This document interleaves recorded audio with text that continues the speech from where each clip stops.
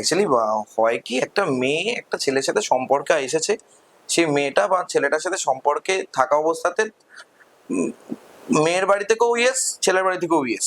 হুম। তো হ্যাঁতে হ্যাঁ স্কোয়ার হয়ে গেছে, তো স্বাভাবিকভাবে কোনো সমস্যা নেই। আমি যে কোনো জায়গায় গেছি, তার সাথে শুট করেছি বিভিন্ন জায়গায়, আহ, বিভিন্ন দোকানেও গেছি, শাড়ি থেকে শুরু করে খাবারের থেকে শুরু করে বিভিন্নভাবে আমি প্রমোশন করেছি।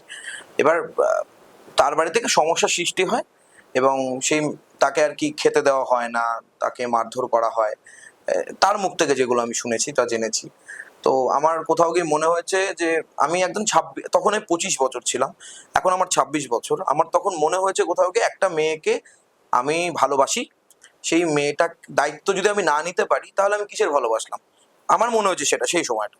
আর আমি মনে হয় একটা মেয়ের দায়িত্ব আমি নিয়ে নিতে পারবো, ভগবান যতটুকু যা দিচ্ছে বা দিয়েছে আমি নিয়ে নিতে পারবো। তো আমি আমার বাবার বাড়ির যে বাড়ির সাথে কথা বলেছি, কারণ আমার বাড়িতে আমার বাবাই সব, আমি মনে করি আমার গুরুদেব বাবা। বাবা আর কিছু হয়ে গেলে আমি নেই, শেষ, এরকম আমার মনে হয়। তো আমি বাবার সাথে কথা বলেছি, বাবা বললো তাহলে তুই নিয়ে চলে আয়। মাও কিছু বললো না, ঠিক আছে তো ডান। তো আমি তাকে বললাম তুমি কি চাও। সে বললো আমি আর বাড়িতে থাকতে পারছি না, আমি যদি বাড়িতে থাকি তাহলে আমি সুইসাইড করবো।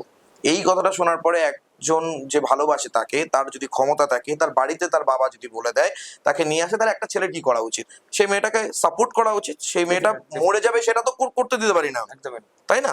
তো সেই মেয়েটিকে আমি স্বাভাবিকভাবেই আমার বাড়িতে নিয়ে আসি। আমার বাড়ির যতটুকু যেরকম হয় তোমরা সবাই দেখেছো সেটা, যে তার ভালো লাগা ভালোবাসা কতটুকু হয়েছে কতটুকু না হয়েছে। হঠাৎ করে ডাকাডাকি শুরু হলো আমাকে, আমি ঘুমোচ্ছিলাম, আমি বাড়িতে যাব। আমি বলছি, মানে বাড়িতে যাবো মানে? বাবাকে বলো, বাবা কি বলছে দেখো। আমি নিচে গেলাম, আমি অবাক হয়ে গেছি। যেই মেয়েটার সমস্ত দায়িত্ব নিলাম, যে মেয়েটাকে দেখো প্রত্যেকটা জিনিসের, আজকে যদি আমার কাছে 1 লক্ষ টাকা 2 লক্ষ টাকা 5 লক্ষ টাকা থাকে, তার মানে আমি আজকে 1 লক্ষ টাকা 2 লক্ষ টাকা 5 লক্ষ টাকা খরচা করবো না, তাই না? আমাদের ফিউচার, আমরা মিডিল ক্লাস ফ্যামিলি, আমাদের আস্তে আস্তে এগোতে হবে। আমরা স্বপ্ন দেখি সবাই কোটিপতি হওয়ার, আমিও স্বপ্ন দেখি কোটিপতি হওয়ার।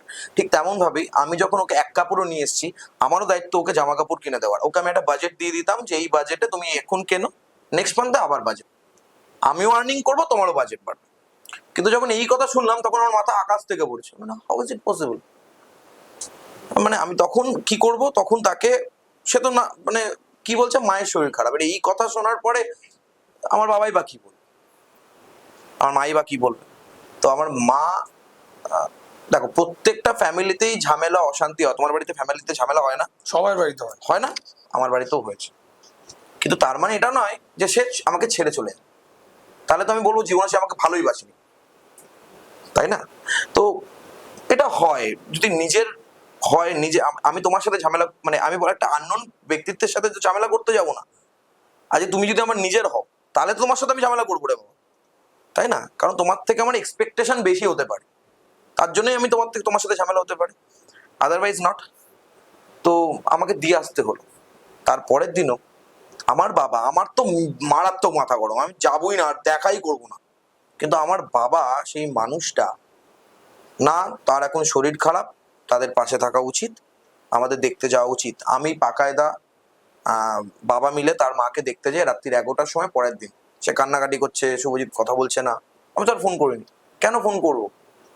আমার রাগ হয়েছে, স্বাভাবিক ব্যাপার।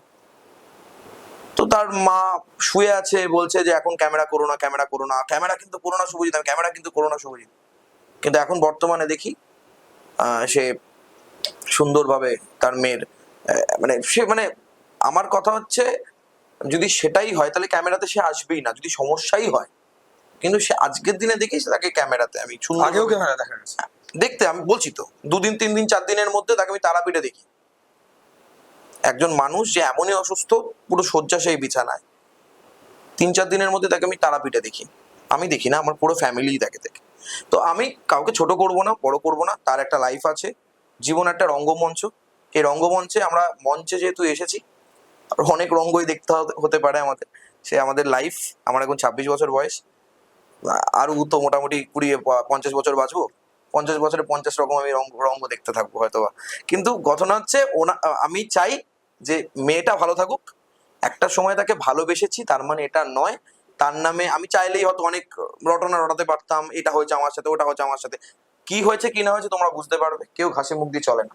আজকের দিনে, তাই না? আমি বলতেই পারতাম, কিন্তু তার তো একটা জীবন আছে, তার একটা লাইফ আছে, তারও মা বাবা আছে, বোন আছে। আমি যদি খারাপ কিছু বলি, পরে গিয়ে তার বিবাহিত মানে বৈবাহিক জীবন ভালো কাটবে না। তোমাকে খারাপ বলতে হবে না, বাট একটা জিনিস যেটা সবাই জানতে চায়, যারা তোমার ফ্যান, যারা অ্যাডমায়ারার, যারা ক্যামেরার উপাস থেকে দেখে তোমাকে টেলিভিশনে, তারা একটা জিনিস জানতে চায় যে এত কিছু করার পরেও সব তো ঠিক ছিল, হঠাৎ কি হলো? হঠাৎ মানে কি হঠাৎ হলো? মানে হঠাৎ কিছু একটা তো আগে থেকে ঘটছে না। হঠাৎ কি হলো তো সেটা তো আমারও কোশ্চেন। হঠাৎ কি হলো? আমি তার মাকে এই কোশ্চেনটাই করেছিলাম, হঠাৎ কি হলো যে শুভজিৎকে তোমাদের পছন্দ হচ্ছে না? এটার কি কোনো প্রশ্নের উত্তর নেওয়ার চেষ্টা করেছিলে কখন? হ্যাঁ, তা আমি যখন ঝামেলা করছি আমি জিজ্ঞাসা করবো না তাকে? যার বাড়িতে যার বাবার সাথে বসে একসাথে হুক্কা খাচ্ছি, যার বাবার সাথে বসে একসাথে খাওয়া দাওয়া করছি, সবকিছু বসছি, এনজয় করছি, আনন্দ করছি, যার বাড়িতে গিয়ে দিনের পর দিন মাংস ভাত খাচ্ছি, সে আমার বাড়িতে আসছে মাংস ভাত খাচ্ছে, যা হচ্ছে তাই খাচ্ছে, আমার তো অবশ্যই রাইট আছে তারপরে তার মাকে গিয়ে জিজ্ঞাসা করা নট যে অনলি দ্যাট, তার মামার মেয়ে দেখতেও তুমি যাচ্ছ। হ্যাঁ, তার মামার মেয়ে দেখতে, হ্যাঁ অ্যাবসলিউটলি, তাই তো। তার মামা ব্যাঙ্গালোরে থাকে, সে বলছে আমাকে অনেক ভালোবাসে, একসাথে আমরা বসেছি, অনেক পার্টি ফার্টিও করেছি, অনেক এনজয় করেছি।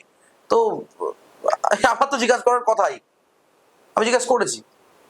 তো জিজ্ঞাসা করার পরে তো সে আমাকে একটা কথা রিপ্লাই করলো কি, স্তম্ভ দুদিক থেকেই হয়।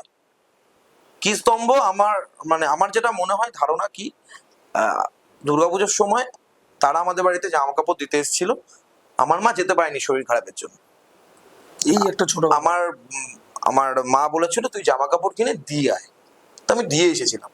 হতে পারে সেটা কারণ, এর থেকে বেশি আমাদের সাথে কোনো ঝামেলার সৃষ্টি হয়নি। ইভেন এই মানে লাস্ট কয়েক মাস আগেও মায়ের সাথে ঘন্টার পর ঘন্টা কথা হতো। ইভেন আমার সাথে তার আর কি, আমার সাথে তার আমার সাথে তার কথাবার্তা হতো কম, আমার মা বাবার সাথে তার মায়ের তার বাবার বেশি কথাবার্তা হতো। তো মানে এটা একটা ফ্যামিলি ফ্যামিলি যৌথ একটা কিন্তু আমাকে মুভ অন initiative করতে হবে, ছিল। এটাই শিওর। হ্যাঁ, আমাকে মুভ অন করতে হবে। আমি কারুর জন্য কিচ্ছু পড়ে থাকে না। আজকে আমি যদি এই পৃথিবীতে এক্সিস্ট না করি, কালকে কয়েকজন মানুষ আমাকে যারা ভালোবাসেন তারা হয়তো বলবে না ছেলেটা ভালো ছিল, কারণ কারোর তো মানে ক্ষতি করিনি কখনো, কিন্তু কয়েক মাস পরেই তারাও ভুলে যাবে। ভুলে গিয়ে নতুন শুভজিৎ জায়গায় অন্য কে আসবে তার চিন্তাধারা করবে, দেখি তো ওরকম কারণ আজকে যদি আমি ভিডিও না করি, কাল মানে আমার সাথে আর কোটি কোটি মানুষ ভিডিও ছেড়ে দেবে, হ্যাঁ একে দেখবো না কেসে বেড়া আর অন্য ভিডিও দেখবো। ঠিক তেমন ভাবেই আজকে যদি সেই মেয়েটাও তো মুভ অন করে নিয়েছে প্রায়। আমি যত রাজ্যের কষ্টের পোস্ট করি, তার কি কোনো কষ্টের পোস্ট আছে? আসে না। কাকে তৈরি করেছে কে? চক্রবর্তী, শুভজিৎ চক্রবর্তী। আমাকে জোর গলায় বলতে হবে না, মানুষ গডফাদার অফ কন্টেন্ট ক্রিয়েটার। না, god father of content creator না, মানে কন্টেন্ট ক্রিয়েটার্স আশেপাশে যারা আছে তাদের জন্য। মানে আমার ফ্যামিলিতে হ্যাঁ, আমি গড ফাদার তো নই। যতটুকু যা করেছি সবাই ভগবানের কৃপা, সব বাবা লোকনাথ বড় মায়ের কৃপা। বড় মায়ের কৃপায়, বাবা লোকনাথের কৃপায়। আচ্ছা, এই শুভজিৎ তোমার যে জার্নিটা স্টার্ট হয়েছে, তুমি একটা যে মিস আউট করে গেলাম, আমি জিজ্ঞেস করলাম জার্নিটা স্টার্ট কিভাবে হলো। জার্নিটা স্টার্ট হয়েছিল তুমি আসল জিনিসটা বলোনি। ছোটবেলা থেকে আমি অভিনয়ের সাথে যুক্ত ছিলাম, থিয়েটার করতাম।